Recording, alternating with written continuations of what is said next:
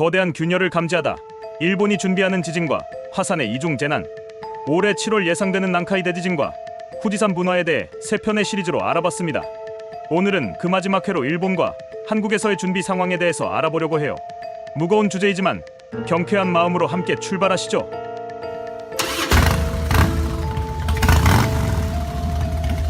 자, 상상해봅시다. 한쪽에선 땅이 흔들리고 다른 쪽에선 불산이 하늘로 솟구치고, 이건 재난 영화 시나리오가 아닙니다. 일본, 지금 그 더블 펀치 시나리오의 진심입니다. 왜냐고요? 괴물이 두 마리거든요. 난카이 해곡과 후지산. 얘네 둘이 동시에 깨어나면 일본은 그야말로 헬게이트 오픈. 난카이 해곡 대지진에 맞서는 일본의 전방위 방어전. 난카이 해곡, 이 녀석은 태평양 연안에 누워있는 괴물입니다. 규모, 진도 9.0짜리 주먹을 날릴 수 있는 메가스러스트 지진제조기죠. 그래서 일본 정부는 이 친구를 재난 대응의 1순위로 삼고 온갖 과학기술을 총동원해 쳐다보고 있습니다. 거의 스토커 수준이에요. 일단 해저에 깔린 지진계, GPS, 변형 센서들이 하루 24시간 잠도 안 자고 감시 중입니다. 2024년 여름 휴가나다 해역에서 7.1 지진이 한방 터졌을 때 느린 단층 슬립이랑 저주파 지진이 감지되면서 긴장감이 뿜뿜.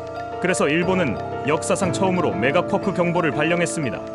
이쯤 되면 진짜예요. 정부는 숫자의 진심입니다.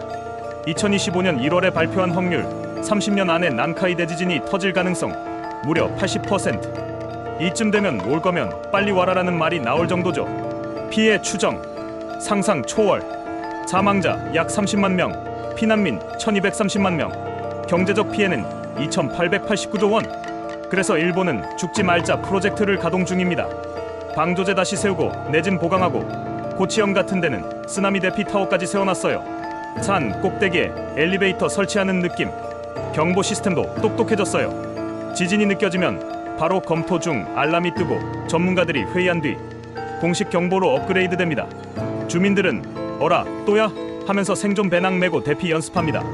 2024년엔 이 경보 덕에 편의점 물 다 팔리고 국내 여행 급감하는 진풍경도 벌어졌죠. 경제적 대비도 철저합니다. 일본 토모카케는 40조엔 투자하면 피해를 36% 줄일 수 있다고 발표했고, 항만과 공항은 요즘 공사의 진심이에요. 그야말로 쓸 돈은 지금 써야지 모드. 지역 주민들도 훈련 유닛입니다.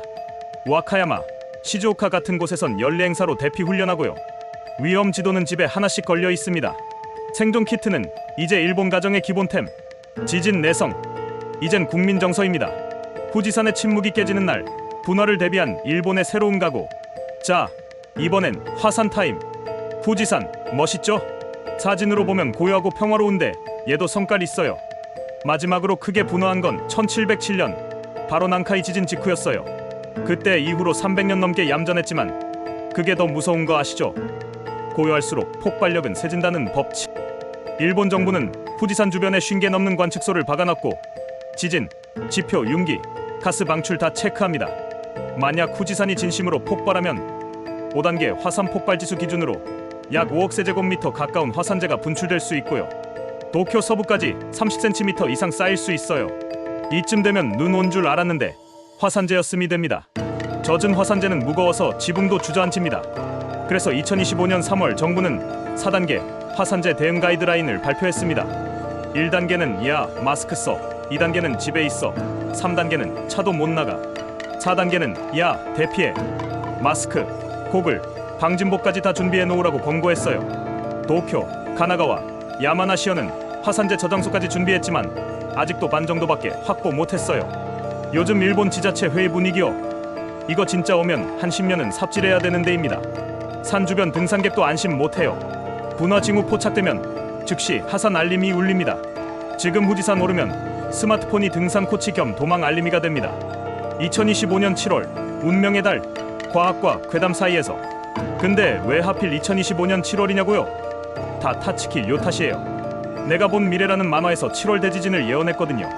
그래서 사람들 사이에선 그날만 되면 지갑 잃어버릴까봐 외출도 안 한다는 얘기도 나옵니다. 일본 정부랑 학계는 단호합니다. 근거 없음. 정부는 특정 날짜를 경계하기보다 평소 준비가 중요하다고 강조하고 있습니다. 다만 경보 한번 울리면 사재기부터 시작되니 정보 전달에 더 신중해진 건 맞아요. 그렇다면 이 재난은 국경을 넘을까? 한국이 마주할 현실. 만약 진짜 7월에 더블 재난이 터진다면 한국도 바로 옆집이라 그냥 지나칠 수 없습니다. 먼저 쓰나미. 일본에서 밀려온 파도가 부산, 제주까지 닿을 수 있어요. 예상 높이 0.5에서 3m. 해운대, 서귀포, 침수 위험 있습니다. 지진 여파로는 진도 2에서 4의 진동이 남부에서 감지될 수 있어요. 어라, 어지럽다 했더니 진짜 흔들렸네? 하는 분들 고층 살면 더 느낍니다. 화산재도 문제. 제트기류 따라 부산, 제주 하늘에 떠다니는 순간 공기질은 미세먼지급으로 나빠집니다. 항공편 결항, 농작물 오염, 마스크 대란 다 현실이죠. 경제, 큰일 납니다. 일본은 한국의 3, 4위 교역국. 항만 마비되면 반도체, 전자부품, 자동차 부품 줄줄이 공급 중단. 피해는 최소 수조 원대. 관광도 멈춰요. 일본 여행 수요 급감, 항공사 타격, 일본 노선 결항 사태. 이쯤 되면 올해 여름 휴가는 전라도로 갑시다 모두.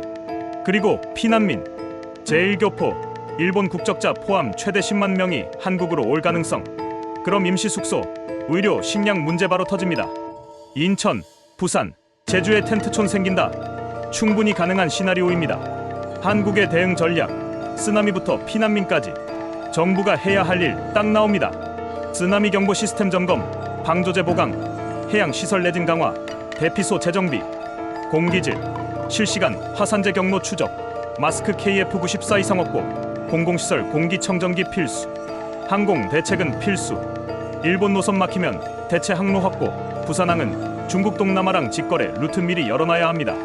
피난민, 임시 입국 심사소, 검역소, 임시 대피소 마련, NGO랑 협력해 식량의료 지원 체계 가동. 그리고 주민들, 일본 사람 온다고 너무 놀라지 마세요라는 캠페인도 필요하죠. 공급망은 재정비 필수. 일본산 부품에만 의존하지 말고 대만, 동남아로 분산. 긴급 대출 프로그램, 물류비 지원도 같이 움직여야 합니다.